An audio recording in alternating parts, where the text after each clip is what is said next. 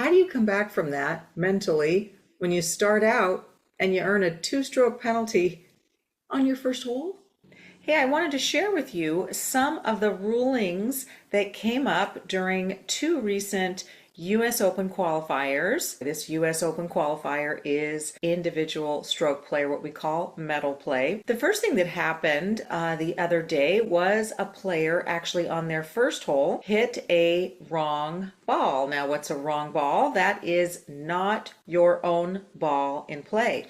In this case, it was a ball belonging to another player in their group. The player that did it earned a two-stroke penalty for doing that, and they have to go back and find their own ball, wherever that is, and continue play of the hole and finish that hole with their own ball, and they are going to add a two-stroke penalty at the end. Now, what happens to the ball that they hit?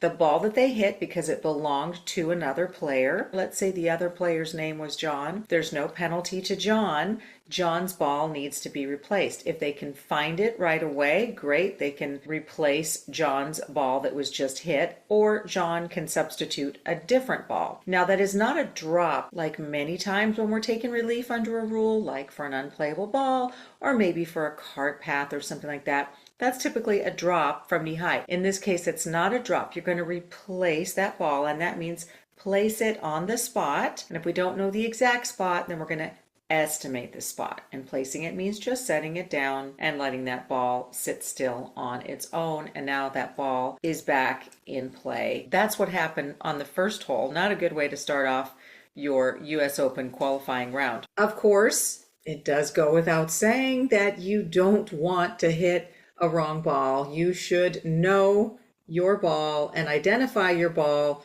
You should put a unique mark on your ball so that you can identify it. It's not required under the rules that you put a unique mark on it like this, but it's a really good idea.